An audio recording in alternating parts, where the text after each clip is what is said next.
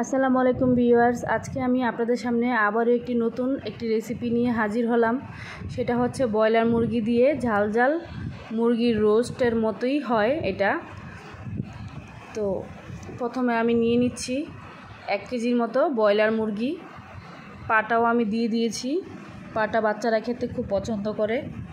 তো মুরগিটা আমি এই সাইজ করে কেটে নিয়েছি, ধুয়ে পানিটাও ছাড়িয়ে নিয়েছি।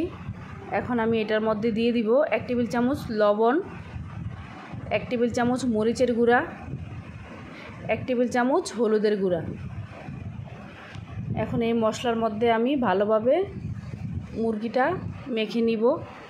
মেখে আমি 10 মিনিটের জন্য মুরগিটা রেস্টে রেখে দিব, তাহলে মশলাটা মুরগির ভিতরে ঢুকে যায়। তো 10 মিনিট পরে চলে আসছি, মশলাটা ভালোভাবে মুরগির ভিতরে ঢুকে গেছে। এখন আমি চুলায় একটি প্যান বসিয়ে তেলটা গরম করে নিয়েছি। এখন মুরগিটা ভেজে নিব। 2 পাশে আমি হালকা করে ভাজবো।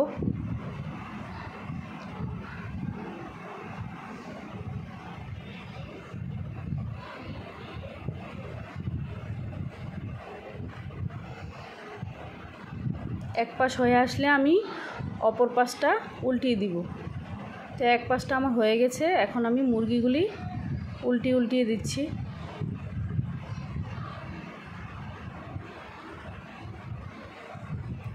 এই তো আমার মুরগিটা এক পাশ হয়ে গেছে।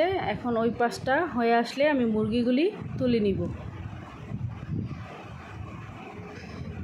ব্রয়লার মুরগিটা এভাবে রান্না করে খেয়ে দেখবেন, অবশ্যই টেস্ট হয় খেতে খুব। এখন আমি সবগুলি মুরগির মাংস ভেজে নিয়েছি। এখন ওই তেলের মধ্যে দিয়ে দিচ্ছি কিছু আস্ত মশলা, শুকনা তেজপাতা, এলাচ, দারচিনি আর লং। এই মশলাটা একটু ভেজে নিব 2 মিনিটের মতো। মশলাটা ভেজে নিয়েছি। এখন দিয়ে দিচ্ছি অল্প কিছু পেঁয়াজ কুচি। পেঁয়াজটা একটু হালকা ভেজে এখন দিয়ে দিচ্ছি 2 কাপের মতো পেঁয়াজ বাটা।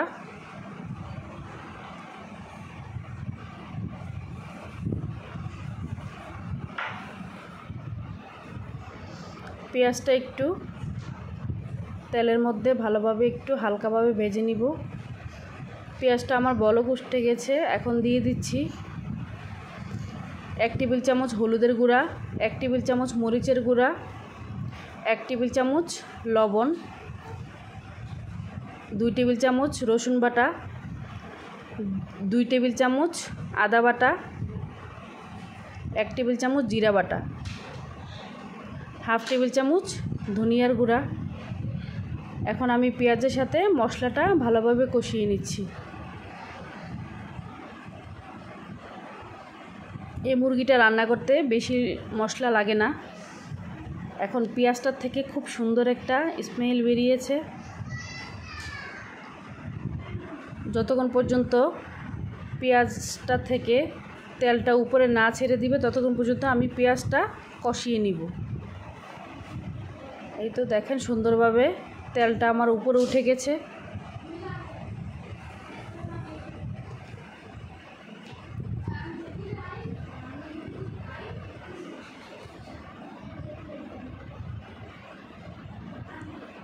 এখন আমি ঢাকনা দিয়ে আরও 5 মিনিটের মতো রান্না করব, পেঁয়াজটা সিদ্ধ হওয়া পর্যন্ত। এই তো তেলটা আমার ছেড়ে দিয়েছে। এখন আমি ভেজে রাখা মুরগির মাংসগুলি দিয়ে দিব।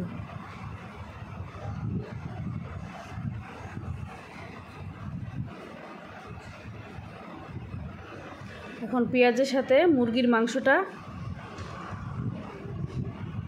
নেড়েচেড়ে মিশিয়ে নিব।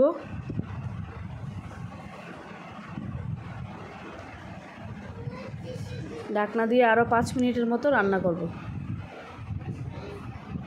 এত সুন্দরভাবে মুরগিটা আর পেঁয়াজটা কষানো হয়ে গেছে। এখন আমি পরিমাণ মতো গরম পানি দিয়ে দিচ্ছি। ঝোলটা ততটা পাতলা হবে না, একটু গ্রেভি হবে রোস্টের মতো।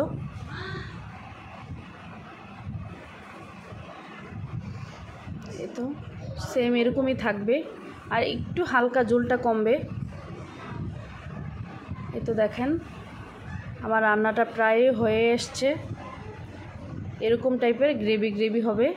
এটা পরোটা দিয়ে খেতে খুব টেস্ট হয়, ভাত দিয়ে খেতে ভালো লাগে, সব খাবারের সাথেই যায়। এই তো আমার রান্নাটা হয়ে গেছে, এখন আমি চুলাটা অফ করে দিব। এখন আমি সার্ভ করে নিচ্ছি। দেখতে কতটা সুন্দর হয়েছে এবং খেতেও খুব টেস্ট হয়েছে। আজকে আমার রান্নাটা যদি ভালো লেগে থাকে অবশ্যই আমাকে সাবস্ক্রাইব করে পাশে থাকবেন এবং আমাকে উপরের দিকে ওঠার জন্য উৎসাহিত করবেন। তো সবাই ভালো থাকবেন। আসসালামু আলাইকুম। আবারও হাজির হয়ে যাব অন্য কোনো রেসিপি নিয়ে।